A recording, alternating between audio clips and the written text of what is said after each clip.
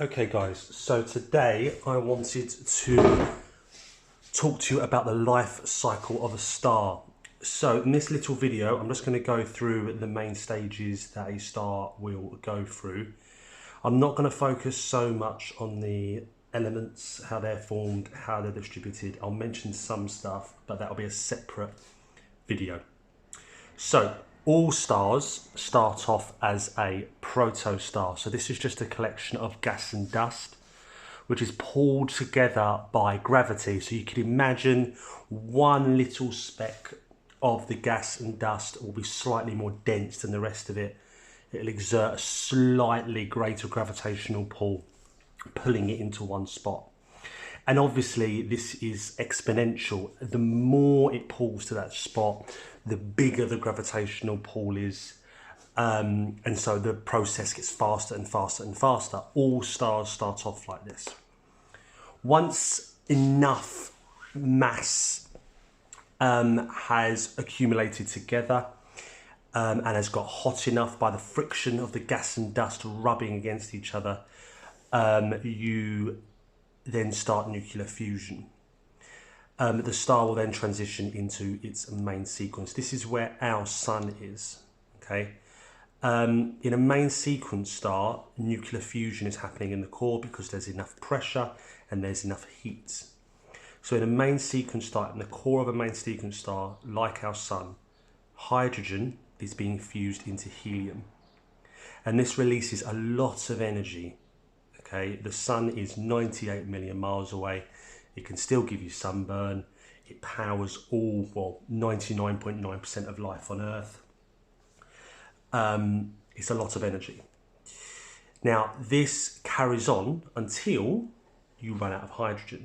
Now, in fact, you don't run out of hydrogen in the whole star.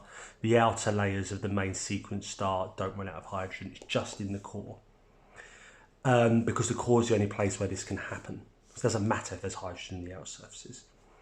So once the core runs out of hydrogen, the star will start fusing helium.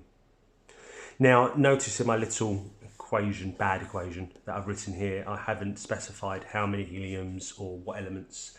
It's because it varies and you don't need to know. But helium is fused into heavier elements, might be lithium, might be carbon. This releases more energy, okay?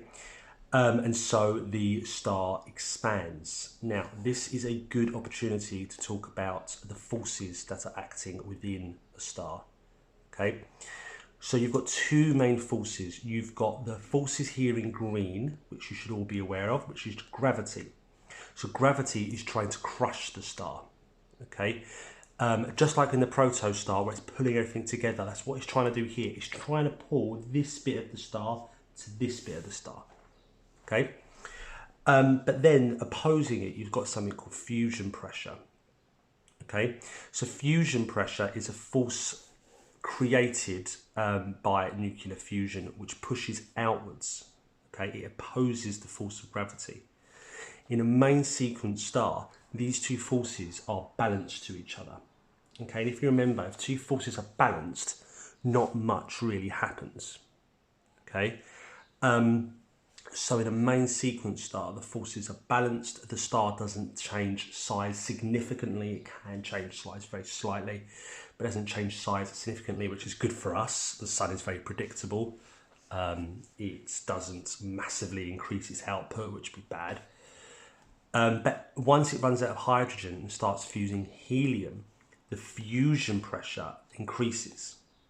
So now these two forces are no longer balanced. Gravity can't quite contain the fusion pressure, so the star expands. Okay, but as the star expands, the fusion pressure gets less because pressure acts over an area, and if the area gets larger, the pressure gets lower. Okay, so eventually they balance out again, but now the star is much bigger. It's in its red giant phase. Giant should be obvious. And the reason why it's red is because the expansion of the surface area of the star actually causes the surface to cool down. This energy is now spread out over a much larger surface. So it goes red instead of like white, which is in a main sequence star. Now here's where the life cycle diverges, depending on whether the star is of low mass, okay? If it's low mass, it's going to go this way. If it's high mass, it's going to go this way. Now, obviously, even a low mass star is absolutely massive. Our sun is a low mass star, and it accounts for over 99% of the whole mass of the solar system.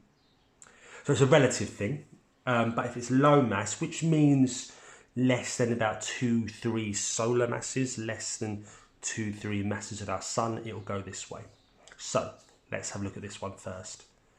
Once the heliums run out and it starts to fuse heavy elements, once the heliums run out, it can't fuse anymore. Okay, it can't fuse these heavy elements together. Okay, so if we look back over here, this is bad. The fusion pressure is going to completely disappear because it's no longer fusing anything because it's run out of any fuel that it can fuse. Okay, so there's only gravity. So the whole thing collapses. As it collapses, it heats up, just like the protostar. As it collapses, it heats up until it got hot enough to start fusion.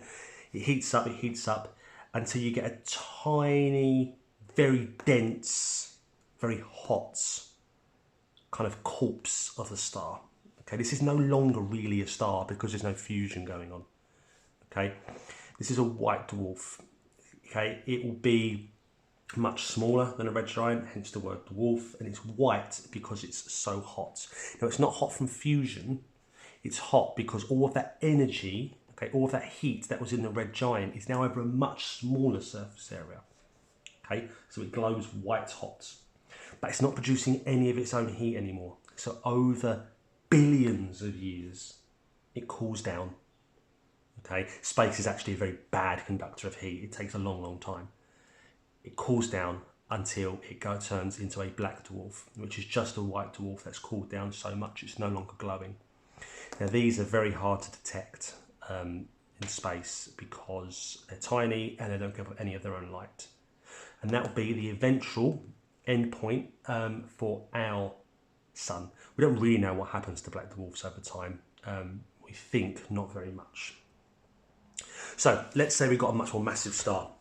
Okay, greater than 2 to 3 solar masses. What's going to happen?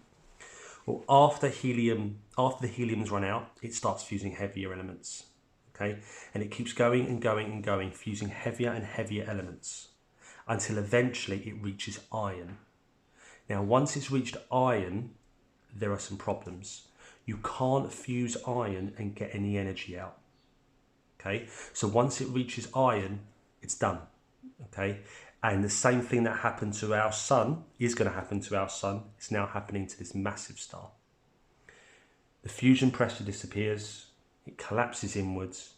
But there's so much mass and there's so much energy that this collapsing heats up so much, it creates something called a supernova. A supernova literally just means big explosion. Okay? And so what happens is the outer layers of the sun, outer layers of the star, rebound off the now solid iron core and you get a big explosion. Okay, and there's so much energy released in here it can fuse even heavier elements. Okay, this is where all the elements that are more massive than iron come from. Okay, so uranium, lead, anything like that comes from a supernova. Okay, after the supernova, there's 2 possible things that are left.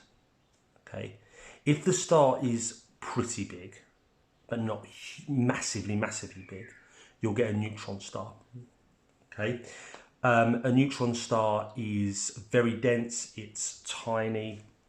It's made up of just neutrons. It's basically one big nucleus. The protons and the electrons have been forced together under such high gravity that they form neutrons. Very dense, very strange objects. I recommend you look them up. They're very, very odd. They're probably my favourite one on here, if I had favourites, which I do, it's this one. And then if it's very, very massive, you get something called a black hole, which I'm sure you've heard of. This is where it collapses even further than this, okay? The neutrons collapse into each other and physics basically just breaks down. And you get a black hole which has infinite density and no volume. Very odd. So that's the life cycle of a star. The blue thin arrows show what happens to a star that's roughly the same mass as our sun, and the thicker purple arrows show what happens to a star which is much more massive than our sun. I hope that was useful. Let me know. See you later.